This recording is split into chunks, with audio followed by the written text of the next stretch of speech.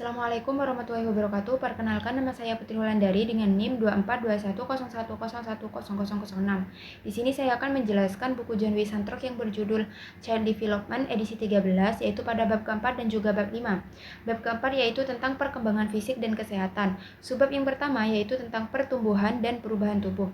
Langsung saja, yang pertama, pola pertumbuhan. Selama dalam kandungan sampai bayi lahir itu, tubuh berkembang dengan dua pola.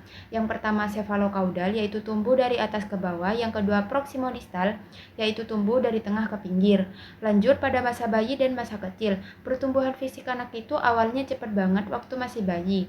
Tapi makin besar pertumbuhan itu mulai melambat. Pada usia balita, tubuh anak itu mulai kelihatan lebih ramping dan perbedaan antara cowok dan cewek belum terlalu kelihatan. Lanjut pada masa remaja, pubertas itu masa di mana tubuh mulai matang secara fisik. Ada banyak perubahan hormon dan juga bentuk tubuh. Faktor-faktor yang mempengaruhi pubertas itu seperti hormon, androgen, estrogen, testosteron, dan juga estradiol.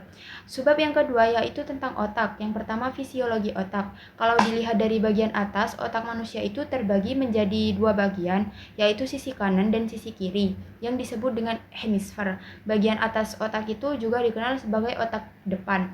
Nah, di bagian luar otak ada yang namanya korteks cerebral yang berperan penting dalam banyak hal, mulai dari mikir, ngatur bahasa, sampai ngerespon apa yang kita rasain. Tiap sisi otak punya 4 bagian utama yang disebut dengan lobus, yaitu lobus frontal, lobus occipital, lobus temporal, dan juga lobus parietal. Lanjut pada masa bayi.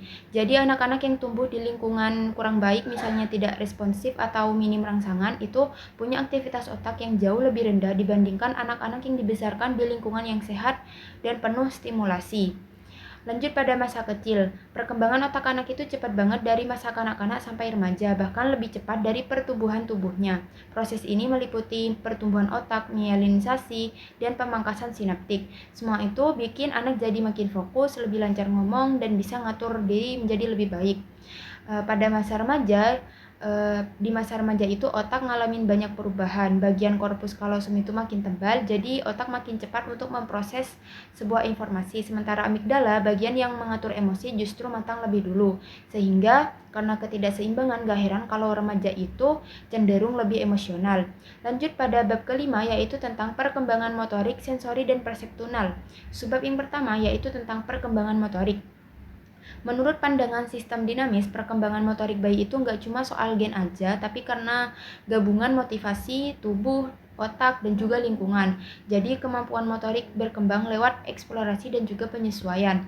Lanjut pada refleks. Bayi baru lahir itu punya refleks bawaan buat bantu mereka untuk bertahan hidup. Contohnya refleks rooting yang bikin bayi cari puting saat pipinya itu disentuh. Refleks ini penting buat bantu bayi beradaptasi sebelum mereka bisa belajar yang lain. Lanjut pada keterampilan motorik kasar dan halus. Keterampilan motorik kasar itu gerakan besar seperti duduk, merangkak, dan jalan. Sedangkan keterampilan motorik halus itu gerakan-gerakan kecil yang butuh koordinasi, seperti kayak pakai jari buat pegang atau menggenggam benda.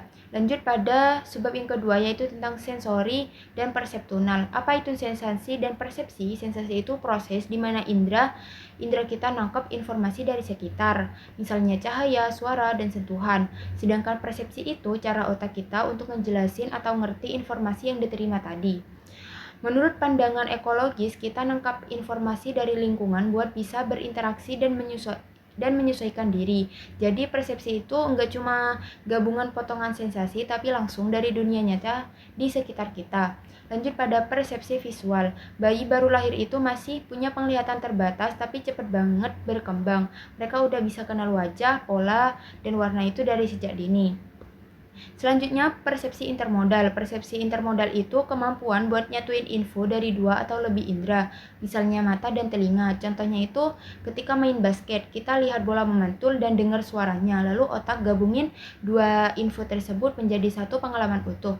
Yang terakhir yaitu tentang nature dan nurture. Dalam perkembangan persepsi ada perdebatan soal nurture atau bawaan versus nurture atau pengalaman, tapi sebenarnya dua-duanya itu saling ngaruh. Banyak kemampuan persepsi itu udah dibawa sejak lahir, tapi tetap butuh pengalaman buat diasah dan dikembangin. Jadi, perkembangan persepsi bayi itu dipengaruhi oleh bawaan dan juga lingkungan seiring waktu. Sekian penjelasan dari saya. Wassalamualaikum warahmatullahi wabarakatuh.